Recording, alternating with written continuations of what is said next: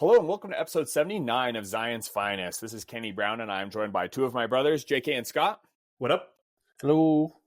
What we're going to be doing is, this is going to be a bonus episode. It's going to be releasing midweek, which is going to be tomorrow, Thursday. And what we're going to be doing is we're going to be talking about Fulcrum, Ahsoka, and Vader-3. It's going to be a little bit of a shorter episode, but what we're going to be doing is kind of a box review the sci-fi way is the idea of what we would like to be talking about. And so we are kind of just running this in one take. We're just going to be talking about these units and mostly with a focus on list building and strategy. We are going to, obviously, if you are listening to this, we are going to be releasing this on YouTube. So if you would like to be able to see the cards and kind of see for reference what we're talking about, go check it out on YouTube. That is probably going to be the best way to experience this, but we'll be releasing it on YouTube and on Spotify. But what we want to do is we're not going to go over in detail the cards, their unit cards, or their stance cards. What we really want to focus on is just kind of diving right into the strategy. So JK, Scott, do you guys have any comments or thoughts on that before we dive in? Nope. On board. Okay, let's go. So let's start with Ahsoka Tano. JK prepared this slideshow and it is freaking awesome. I absolutely love it. So it's Fulcrum, and the big call outs here from Ahsoka's card is that she has 8 squad points. She is a rebel, force user. She is not Spectre. And she has 4 force points. My first thing I thought when I saw Ahsoka's card is that she is like the good version of Anakin, right? Like this is what Anakin was kind of meant to be. And here is the reason why I am saying that. She's got lots of mobility, which she is fearless. And she has his double tap effectively with then I will avenge his death. And that is an amazing ability. It kind of turns Ahsoka into this aggro machine. But the other thing that I love about it is because, so the problem with the Anakin is Anakin consumes a ton of your squad's resources. And, you know, he brings 4 force, which is awesome, but he is going to be spending a lot of force, right? And if you are not spending it, you're not really leveraging his kit like you're meant to. What Ahsoka does is she also requires a heavy investment. But with her I am no Jedi ability, when she gets wounds, she is able to refresh force. What's amazing about it is that if she wounds anybody, she's going to refresh a force, right? So let's say you've spent 3 force on her turn in order to do she is fearless and avenges death. That's a lot, right? Although she does have 4. But then if she gets a wound, which she is very likely to do, she's going to refresh 1 at least. Right. And because if you are also able to wound a primary or secondary, she is going to be refreshing an additional force. Those kind of abilities are just phenomenal because they make it so that you invest a ton of resources in this character, but you have these big payoffs. And if it doesn't pay off, right, like let's say you're not able to wound, well, I mean, you're very likely to be wounding supports. But if you're not able to wound these, I guess most of the time you're planning to wound secondaries if you're going after them with this double tap. But she is paying those resources back if you're able to do it. Whereas Anakin is more like, here, I'll give you an additional momentum if you can wound these primaries and people get heals. It's just not as good as what Ahsoka is doing, just because I think she's going to be able to do it more consistently. What do you guys think? Correction. Anakin doesn't give a momentum. He gives a struggle movement. That's true. Moves on. Which is significantly better. It is moving better. Momentum. You're right. You are absolutely correct. What do you guys think about that in terms of Ahsoka being the better Anakin, like the aggro Anakin? Just looking at her unit card, we'll dive into her stance card here in a second. But do you think that's the right frame for thinking about her? Yeah, I do. Anakin was a primary hunter. That's how you got his thing. I think she's a secondary hunter because she gets the same primary, secondary either way. And when we get into the stance, we'll talk about how the damage points will break down a little bit. But I saw someone talk about her being Asajj, and she really is the best combination of those two. She can be super movable. She's going to fly around the room, but she's going to do damage. And yeah, Anakin's a great thing. Scott, what do you think? So I think the thing to remember about Ahsoka that is going to make her very useful. So obviously, the Now Lord Avenge His Death is literally just the same ability as Anakin. So that's where most of that inspiration comes from. She's got the same amount of force that she's bringing. Less health. Yep. So that is something to be thinking about. She also only has 2 keywords of Force User and Rebel Alliance, which is important because she doesn't have Jedi synergy. She's not going to have, access into certain areas. Like she's not a spy. She's not a Spectre. Yep. But I think what makes her honestly, I think the best thing on her card, I'm not even kidding, is she is fearless. Yeah.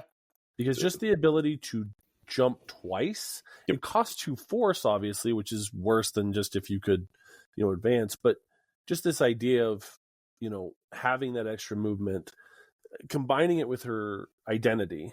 Yeah. So if I kill 1 secondary, then I can jump 3 times and refresh 2 force, which means I can do it for free. Yep. I absolutely love it. The other thing is when she gets a wound on a primary or secondary, you actually have the choice to either refresh a force or make a 5 dice attack. What I love about this is because what she does is let's say you're going to dive in on Gideon Hask, right? You're going to go kill Gideon Hask. And because obviously he is a character we want to kill, right? What will happen is when he does his revenge trigger, you are a tanky enough unit that you can absorb his revenge shot. Then the question is, after, you will, first off, you get a jump, right? So you can position yourself more onto the point in order to prevent yourself from being dislocated. And then you can decide, like, do I need another attack here, or should I be jumping to get another attack, or do I just want more force, right? So there's a lot of talk about how she is not synergistic, and she is not synergistic. Scott brought up, she's not a spy, she's not a specter, but she can give a lot back to your team in terms of the aggro with this force refresh. So with that being the case, let's turn to her two. So she has 2 stance cards, and these are effectively very similar, although much better than Ahsoka 1. Okay, so she's got Form 5 Xi'an reverse grip, and the thing I love so much about this is, 1, she has got effectively Ki-Adi-Mundi's expertise, not quite, but her offensive expertise is phenomenal. Her defense, she's rolling 6 dice. So on Ahsoka 1, she has 7 dice on her, 7 dice on range, which is incredible. But she is still an extremely tanky unit on this side. Very hard to deal with. Well, so I want to quibble a little bit with something. So defensively, she's a monster to the point where if I'm not exposing her, I don't want to attack her. Mm-hmm. I think her expertise. So if I think of expertise, if I think of median, perfect down the middle, she's definitely above the curve. But her expertise are not so wild and insane. So obviously having 1 for 2 symbols is nice, but 2 to 3 for 3 symbols that none of which are crits. Obviously, so if I compare it to someone like Darth Vader, Jedi Hunter, or Dooku, who have 1 expertise for 2 crits, her expertise, you talk about it, you say the word amazing, and it's it's good. It's not amazing. No, Scott. This is amazing. Here's the thing. So Dooku and Vader, their 2 crits for 1 is the best in the game for, getting 2 crits for 1 expertise. That's so phenomenally good. But the ability to generate 3 results off of 2 expertise, even if it's not crits, you're rolling 7 dice. That is so phenomenal in terms of the conversion, right? Iden is getting 2 for 3 for 2 crits, right? So you're getting an additional step. You're overwhelming defense with these kind of expertise. We see that with Ki-Adi. Ki-Adi has 1 for 2, 2 for 3, 3 for 4, which is better, obviously. That is better. But we see just the ability to just put a ton of hits into the pool really allows... It really allows that consistency for being able to get those 3 steps. That's what you want. Push, pin, right? On this. Sure, step. But all I'm saying, it's good, but I'm saying it's not the way you're talking about it. I just think I think it's good. Mm-hmm. I don't think it's the best offensive expertise in the game. I also don't think it's even top 3. And so for me, Ki-Adi-Mundi's offensive expertise, which you're using as a comparison point, again, is good, but I compare that to her defensive tech, which I think is even better with 6 dice. And so it's good, but I can see a lot of just blocks, because the point of crits is that crits are crits, right? Yeah. You can't do much about crits unless you have crit denial, which she does. But, that's all I'm trying to say. If you replace the first strike on each of these, on the 1 and the 2 for 3 with a crit, then that becomes amazing in my opinion. What were you gonna say, JK? I just think they're really good. It's really good 5 die attack expertises. which she has. And I think that's one of the things. That being said, I think you flip out of this stance for the next stance. For most of the time, you're going to kill something, because as we switch over, the 6 damage in 3 steps along the top, doing it twice is going to kill every single secondary in the game, and that's what you want. Yeah, so they're both 7 dice attacks, but Jarkai 6 damage in 3 steps. So Dooku is doing 5 damage in 3 steps. Vader, Luke, Anakin, these are the characters that are doing 7 damage in 3 steps. And, we see how good that is, right? For being able to, obviously you can one-shot things that are 7 health, but like the great thing about Ahsoka Fulcrum is what I'm just going to call her, is that I think you're pretty likely actually to get 5 steps generally if you are attacking, something that's not, it kind of depends obviously on the off or the defensive profile. But like JK said, I think it is almost impossible for you to not plan to get 3 steps at least once in a double tap that you're going to be doing on supports and secondaries. And that just means like there's no kill threshold that you can't meet in the game, right? I think if you plan for 10 damage, so 3 and then 2, that strikes me as very reasonable, and nothing like, I guess, Wrecker, but he has bad defense, right? So you're going to get 6 damage on him twice. I don't know. Like that's a ton. What do you guys think? Yeah, I think Jarkai is obviously, if you're looking to push people, then the other side is superior. I think Jarkai, even though the 3 to 4, 2 to 3 for 3 versus 3 to 4 for 2 crits, like you could argue the efficacy there, them being about the same. But the fact that you have 6 damage on 3 steps, and you get 2 attacks, is you're killing anything in the game. There's so nothing in the game you're not killing. And so, really, for me, I really like this side. I think Jarkai is not defensively speaking, but offensively speaking, the superior side. Defensively speaking, it's also probably still just as good, right? Obviously, the other one's amazing, but having 1 expertise for a block and a hit to a fail, as you've exposed here, it enables riposte. So it's just super good. I love Jarkai. I think it's just a perfect stance for what she is.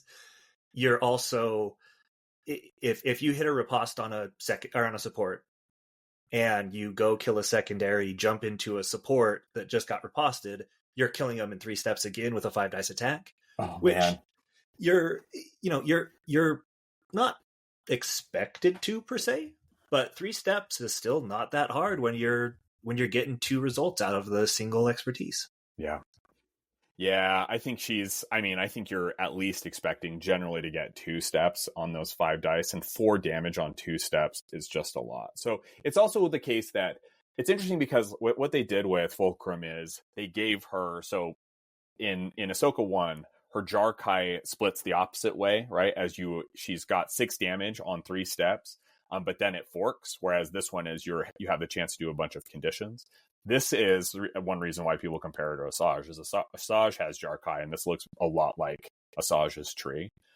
But what's super interesting to me is that as the game progresses and as units get damage on them, then her activations, it just becomes that much more explosive, because if you've got like coverts, right, who have taken 2 damage, right, or 3 damage, now all of a sudden, if Fulcrum is able to get close to those guys, wound something, and then she can make a second attack on you, she is very likely going to wound those figures as well. And that's just like how those late game advantages compound.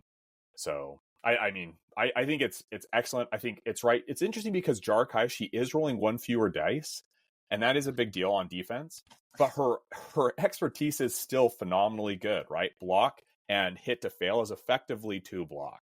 And 2 expertise becomes 2 block, hit to fail is effectively 3 block. So I think it's not obviously as tanky because you are 1 die short, and that matters for getting those expertise, but I think it'll be very, very good. Agreed. Awesome. Okay, so let's talk about where does Fulcrum fit? Scott, what do you think in terms of if you're looking to list build with Fulcrum, like where's she going to go? So I think she has a couple really obvious areas. So for me, I think that you could pair her with V3. Yep. And it's kind of weird, obviously, because they're opposed, but I think they work together in some interesting ways. I know we kind of went back and forth on this. I like the idea of pairing her with Jedi Knight Luke. Yep. I think that his Force Refresh helps overcome a little bit of, she's got Force Refresh, but obviously she has a high Force threshold. Great point. That you're going to want to encounter there. I think pairing her in Spectre makes sense. I think pairing her with Charming Princess Leia makes sense. I think, honestly, what she's doing is not really dependent on synergies, and obviously she doesn't have a lot of synergies. So just the fact that even being able to say, like, hey, let's get some Rebel Alliance stuff in here with Charming Princess Leia, she gets that benefit, but she also, I kind of think of her like Maul. She kind of works anywhere. Yeah. What do you think, JK? That's my same thing. I know that we live in a synergy. There's a synergy meta that is right now. Inferno is the key of it. Empire, Spectre, but I just think that there's always room for a fourth. There's always room for that disruptive figure that's going to go in. She's going to slice someone in half. She's going to do cool stuff, and she doesn't rely on what your secondaries and supports are doing. And because she's 8/4, she's going to bring that extra force that is just adds so much to it. Yeah, that is an absolutely great point. The thing is that, so I have heard a lot of people, I was actually kind of surprised because I've actually heard a lot more people being critical of Fulcrum than I expected, like that she's not going to be good enough. And we'll talk about the cons here in a second. But one thing that I think that both Scott and JK have talked about, what I really like about her is that if you are looking at your list and thinking, I need aggro, I need more damage, right? And that is something I am always thinking if I am running Princess Leia. Princess Leia is one of my most favorite figures. She is phenomenally good. She is awful at raising offensive floors. She just doesn't do it. That's not what she is there to do. And people who are expecting to spike damage with her, you're just not going to get it most of the time, right?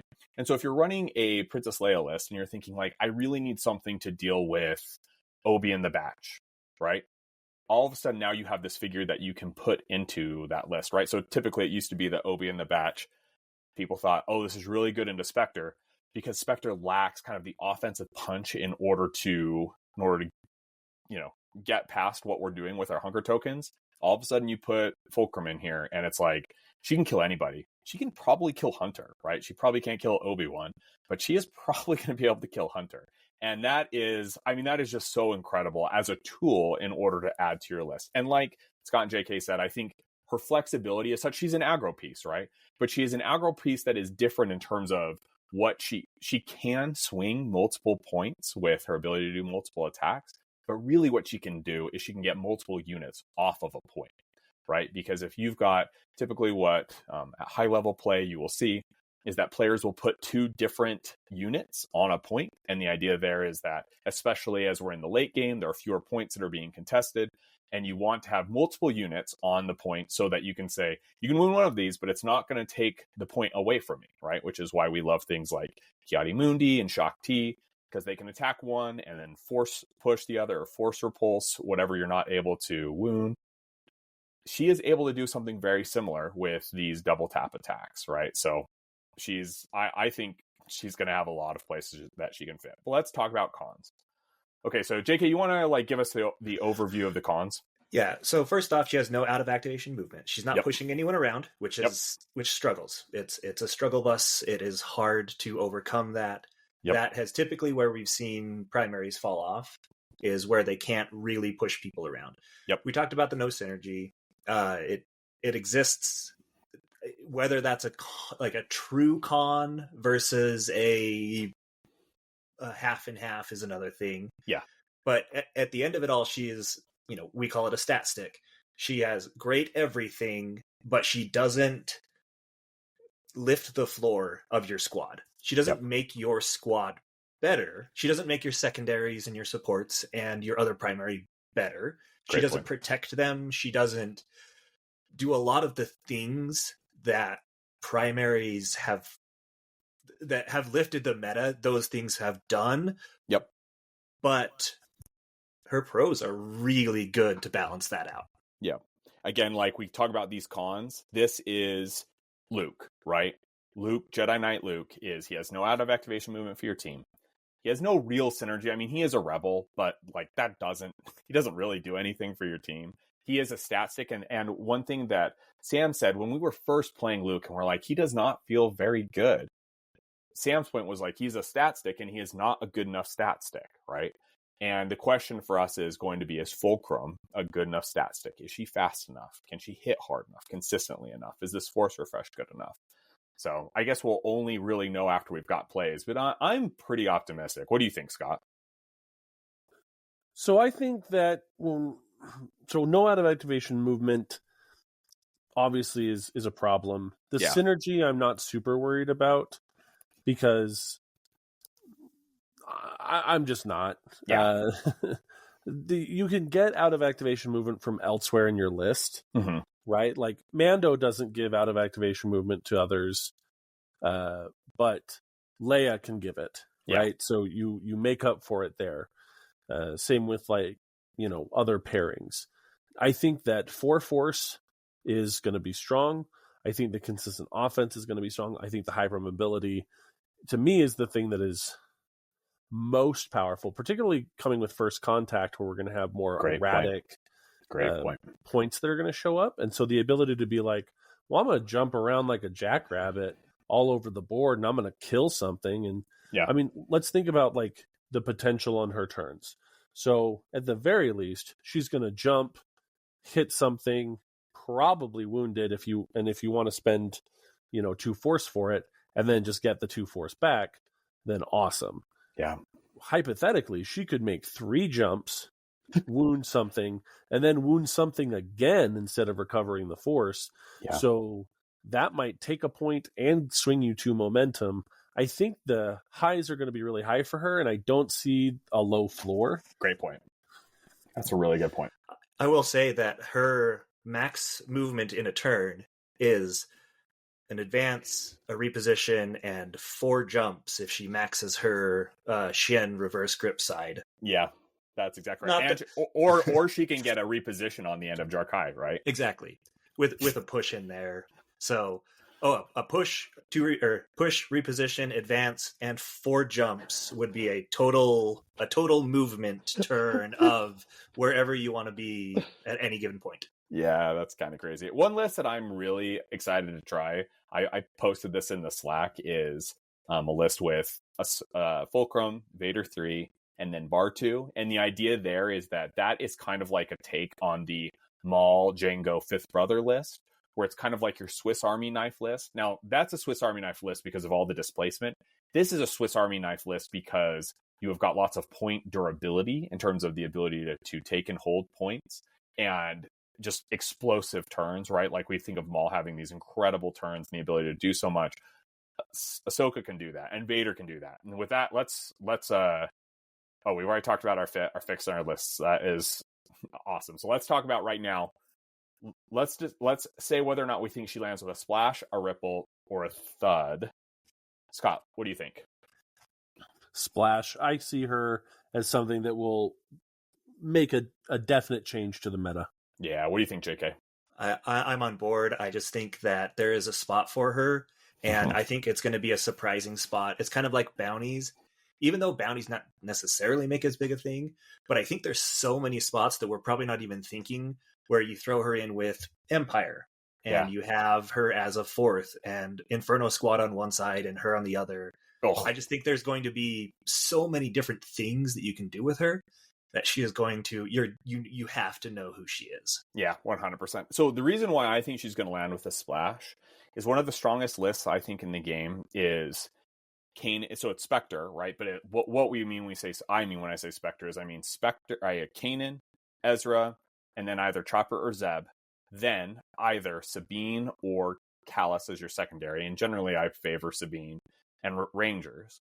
And the primary there can be, or has been, Princess Leia, Hera, or Mando, and I've played them all and they're all phenomenal. And now I think Fulcrum, if you want say, I need something more aggro, she literally just slides right in there.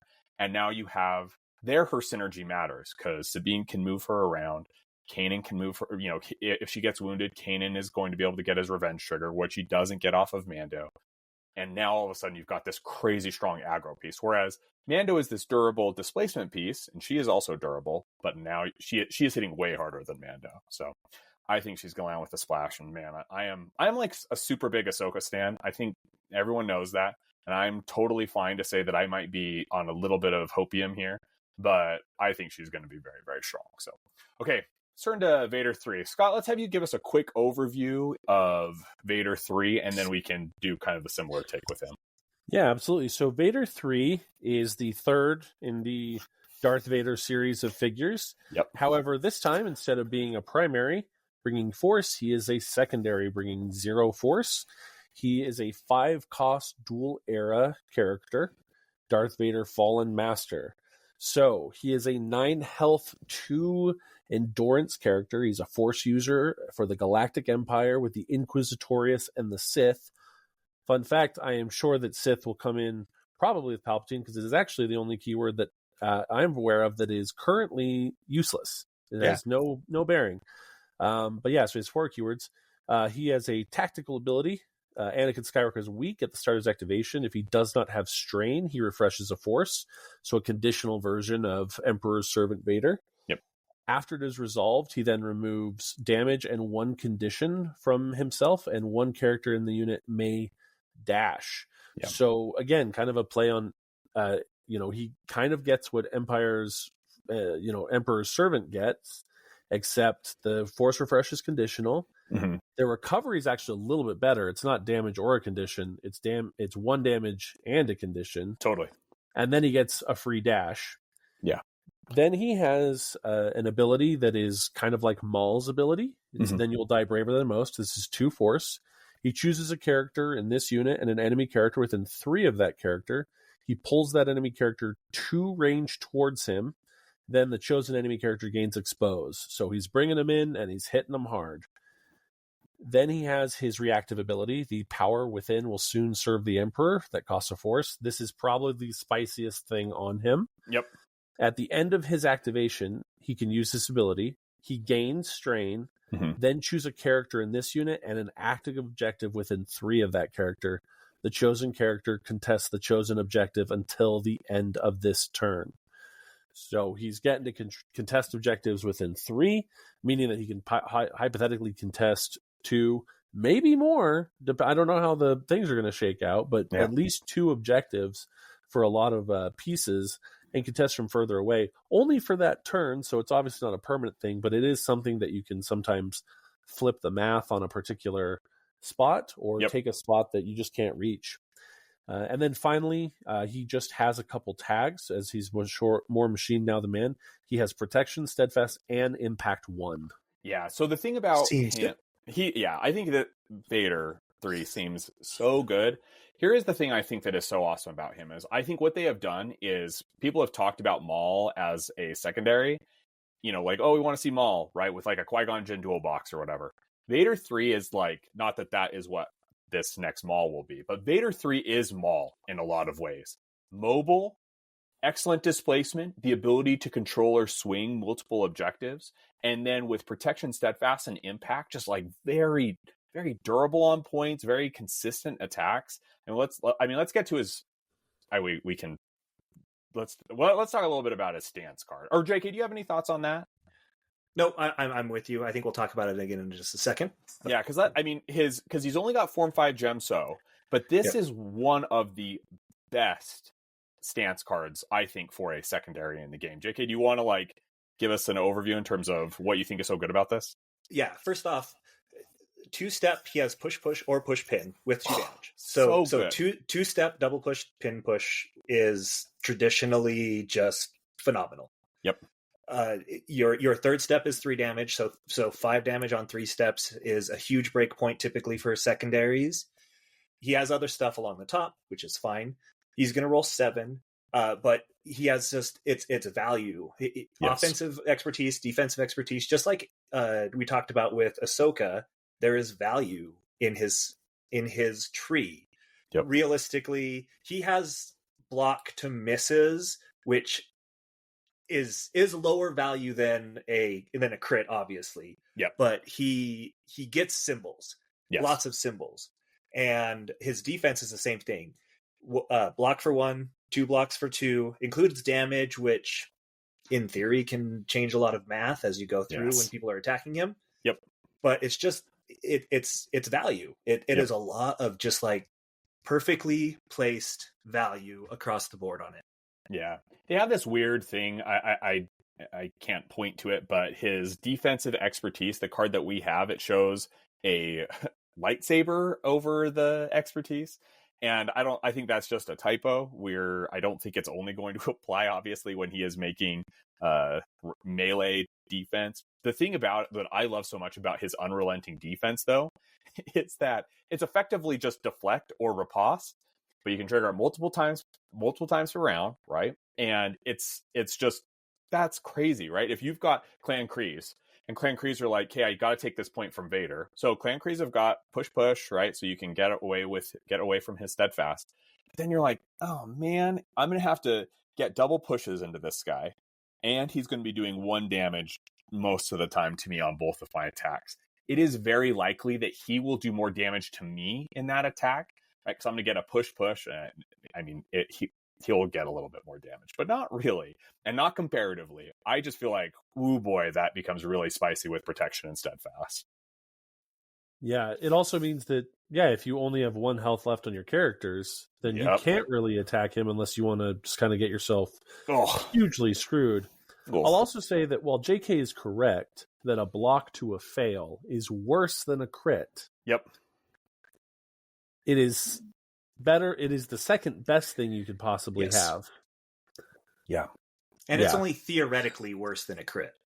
Because for all intents and purposes, there's just the lineup of they roll no blocks. Yeah. Where that is the one time. And if they roll no blocks, then you're celebrating anyway. And you don't You're probably happy.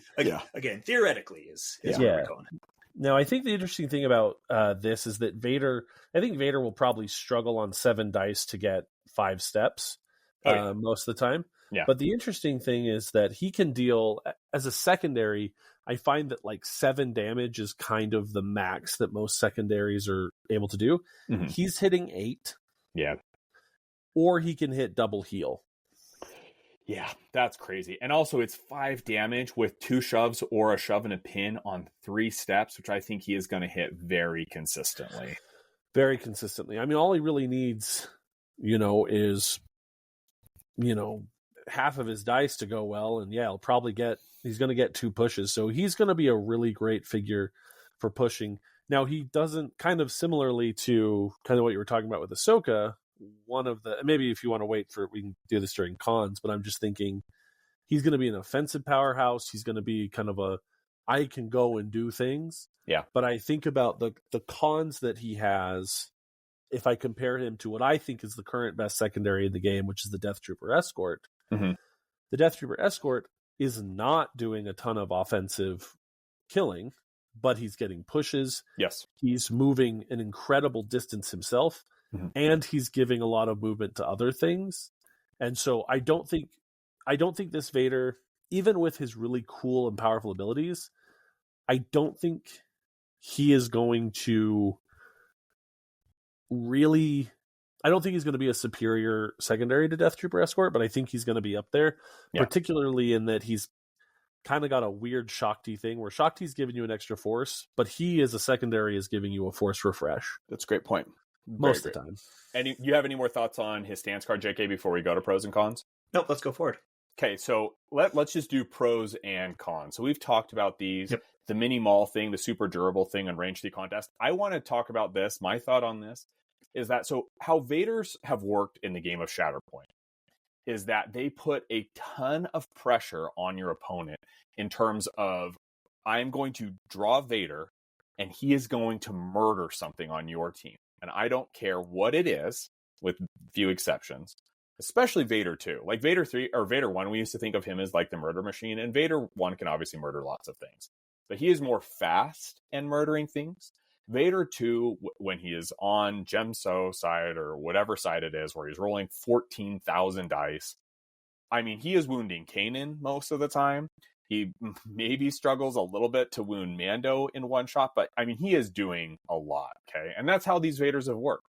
What Vader 3 does is instead he puts a ton of pressure on your opponent in terms of, I have the ability to hold points very well. I have the ability to remove your units off of points, right, with mini maul, so I can swing multiple points if necessary. And I can also do this crazy range 3 contesting, so that wherever he is, your opponent is going to be like, I can't attack him because he's going to do damage back to me, and he's got protection and steadfast. And I can't, like, he is going to be able to swing multiple points from me, right? And that is, so it's kind of like they have not inverted, but kind of subsumed the pressure and spread it out a little bit more, so it's a little less concentrated, but I think is very cool and very thematic, obviously, for Vader. What do you guys think for the pros? So with the pros, I think, yeah, he is a mini Maul, although not that much mini. You know, he's That's like true. maybe like a 3/4 Maul. He's not as fast, right? Yep. He does, and he is going to take up force. He's not taking damage. He is going to be super durable, protection and steadfast. That's just, having both is just so punishing. Yes. Most of the time, it's like trying to get him off a point is going to be difficult. Yep. And the fact that he can contest at range 3 is just diabolical.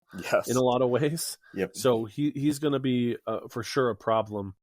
In terms of the cons, so the no out of activation movement, I think we have found that part of why Jedi Hunter Vader has fallen off a little bit, and he might be coming back a little bit with maybe Kionde Mundi, but part of why he had fell off is that moving a great distance and killing something was reliably the best thing you could do in the game for a while.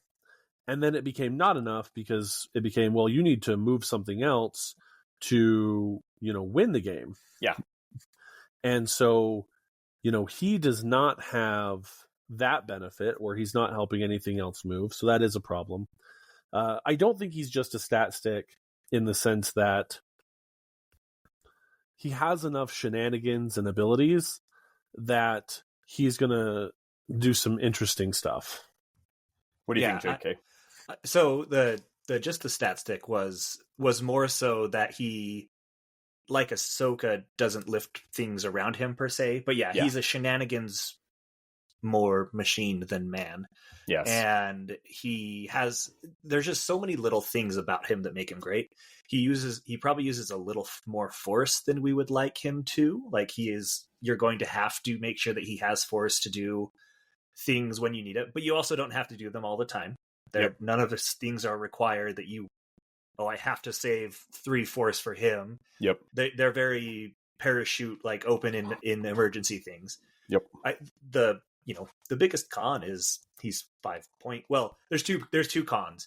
I'll get to the other one maybe a little bit bigger, but the first con is he's 5 points. The second is he is a third Vader, and the other 2 Vaders are still pretty good. That's true. That's a great point. There is I didn't put it in this slide, but he is a third Vader, and you know who he would work really well with? The other 2 Vaders, frankly. So but true. So that's it's going to be an interesting time building with him. But I think the pros are absolutely there. The durability is going to be, he's going to be a nightmare to try and kill. Yes. I would like a little more heal on him, but I guess he gets it to the start of his activation, so he doesn't need it too much. Yeah. So the fact that he can't be pinned down, right, is just so good. And so it's like, so you put a strain on him so he doesn't get his refresh, but I think he still gets the second half of his ability. So he can, then he removes the strain and then he dashes again, right? So it's like, oh, great, I didn't get my force refresh. Oh, well, here I come, right? Yeah, you get to remove the strain, so you still get a dash without taking damage from it. So good. So very good. All right, let's talk about where we think he fits, what we think he fixes, and then lists. Scott, let's have you go first. So in terms of where he fits, I think Krennic is probably an obvious place in that Krennic is going to have 9 force ability, And so the unfortunate thing is that he's not going to have a ton of force that he's bringing himself. But again, Vader is regenerating one of his own force. So that's going to be a helpful piece there. For sure. But the fact that you have Krennic at 9 means that you can take Vader and Fifth Brother. Yeah. Or Dark Troopers. Or ESTs. And that sounds pretty dang good. Or, depending on the Death Troopers, when they spoil them that are coming with Krennic's bugs, you might take the Death Trooper supports. Yep. And so he kind of has this piece there. Again, we talked about he goes with Ahsoka. Yep. Right? You can run Ahsoka with him and have a good time. Like, for me, obviously, Shakti, I think... Shakti, to me, I'm like, okay, I can see her at being 5. Like, I think that's fine. I think the fact that she gives a force probably makes that worth it.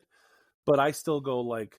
But there's probably 4-cost secondaries that do as much as she does in like certain contexts. Yeah. But where Vader feels like a proper 5 to me, I think that he's not fixing a problem because he's coming in for a faction that has the fewest problems. Yeah, for sure. Right? If anything, as an Inquisitorius, some people talk about, depending on how things play out, if we could get like certain other figures, he might give the Grand Inquisitor some play. I don't know that I buy that, but I guess it hypothetically is possible. Yeah, I don't think so.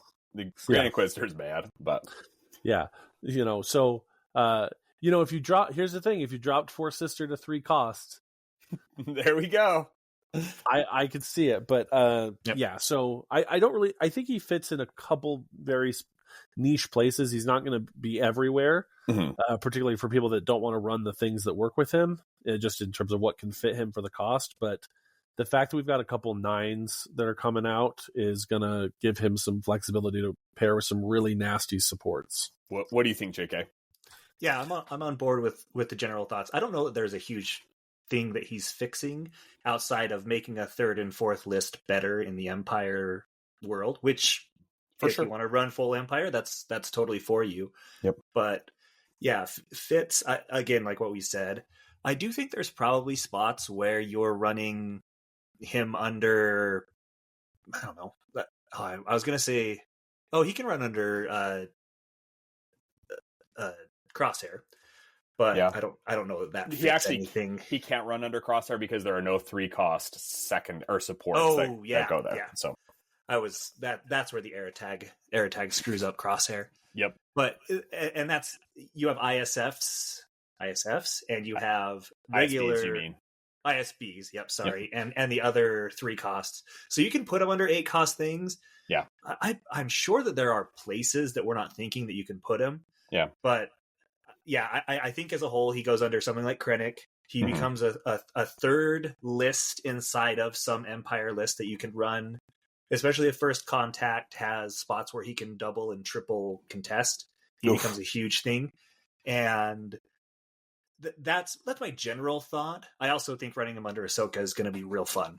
Yeah. I mean, so I think Krennic is kind of seems like the obvious pairing just because Krennic is 9 cost. And Krennic would love the Force Refresh. But the 2 that I am most interested to play Vader-3 with are Fulcrum, we've talked about, and then Princess Leia. And the reason I really like Princess Leia is we've seen Princess Leia, how good she is with these kind of, synergy-less units, where she, obviously, her first dash is she's going to be giving that to Rebels. But her second dash and her second dash ability allows you to give a figure a heal or a dash, and then she takes the other one. So if, Vader-3 has taken that strain, you can heal him and then dash Princess Leia. Or if he hasn't taken the strain, you can give him some more movement, right? And then the problem for Princess Leia typically is that wherever she is, there's just not enough offense. She is able to respond, and she's able to, do her clapbacks, and that's awesome, but kind of like plinking damage. All of a sudden now it's like, I've got Vader-3 who is going to pretty consistently get those 5 damage shoved twice. And those are that's some pretty hard hits, right? And especially if he can expose things first, then he can take on really big targets. Like he can take on Mando. It's not going to wound him, or Kanan, right? But like we've seen with the armor and with Maul, the ability to generate exposes before you make attacks is so phenomenally good in terms of just flexibility.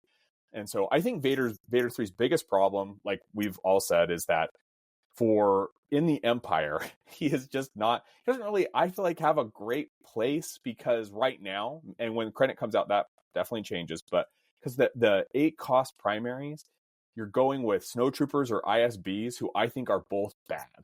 And that's kind of tough, but I think he's got a lot of interesting places in these other lists. So, and his stock, I think, only rises like as we get Krennic and as we get more things that come out. So does anyone else have final thoughts on that? Okay, let's go. What do we think? Scott, splash, ripple, or thud? So I'm going to give, I'm going to make up a silly nonce word. I'm going to say it's going to be a splipple. Okay. Because I think it's not going to be a splash, but I think it'll be a little bit more than a ripple.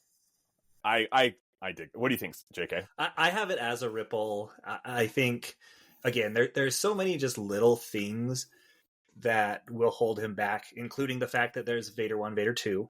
Yep. And 5 cost, and he's the X best secondary. There's just so many little things, but I do think you're going to have to know who he is and know what he's doing. And I will gladly eat my words eventually, but I think to start, he's just going to make a little ripple where people who know exactly how to play him are going to be annoying and really good with him. But I don't think you're going to see, oh, well, that's the list. You just have to run the Vader 3 list of whatever it is. Yeah, I think I am with JK. I think it's a ripple. I should have cheated like Scott and gone in the middle, but I think it's ripple, not because I think he's bad. I think Vader 3 is an excellent figure. I think his problem, though, is that he is a 5 cost secondary in a faction that does not need him, right? So if you are there's no if someone's like, hey, I want to do really well at Adepticon, you don't need, I mean, you couldn't have Vader 3 anyway, but I wouldn't be like, go buy Vader 3. I would say there are 2 boxes you need to buy. Go buy the Inferno box, go buy the Moff Gideon box. That's it. And it's like, so now you're getting Vader 3 because you want to run him. That's totally fine. There's nothing wrong with that, but it just heavily contextualizes his value, right? He's going in these more control lists. You know, like Scott brought up comparing him to Death Trooper Escort. Death Trooper Escort and Hask are the 2, in my opinion, best secondaries in the game. And Vader can't compete with that. And that's okay because they are doing different things. But until those things get addressed, you know, if like an errata change or something, or the meta widens up a little bit more, I just don't see him fitting there. And so then where he fits is just kind of wherever someone wants to make him fit. And that kind of, I think, is the definition of a ripple. So, okay, do we have any, Scott, give us your closing thoughts on Fulcrum or Vader 3. Anything in conclusion? Yeah, I think they're going to be a super fun box that's going to have a definite impact on the meta. I don't think that the 2 figures by themselves are going to make any drastic changes that are going to ignite the atmosphere on fire. But I think that Vader 3 is going to present an interesting threat, and Ahsoka is going to present a really consistent threat that you have to be equipped to deal with and understand. I don't think Ahsoka is the kind of thing that it's like, well, you're just going to get bodied and die. But much like Ahsoka has occupied in other parts of the design space, just with weaker iterations, is you have to understand how to play around her. You have to understand when to attack her. You can't just sort of fire and forget. I think this Ahsoka, more so than most, is going to punish you if you don't play intelligently around her. And I think Vader 2 is going to be something that is more of a, hey, you can't really stop him from doing what he's going to do. You just need to outmaneuver and outplay him. Those are great points. What do you think, JK? Yeah, I was actually just thinking about the impact of the box. And obviously the last dual box it changed everything, right? Yep. Vader 1 and Obi 2. Man, there's a lot of numbers in these boxes. And even still, Obi 2 was a problem, is going to be a problem with the cam meta, and Vader 1 is still, you know, he's still relevant. Yes. I don't think this is going to have that lasting impact, like Scott said. It won't be this monumentous shift, but I think it is good enough that it's going to justify good pieces that can be run if you want them. Yeah, I think that's totally fair. I think that Fulcrum has a place in the Rebel meta.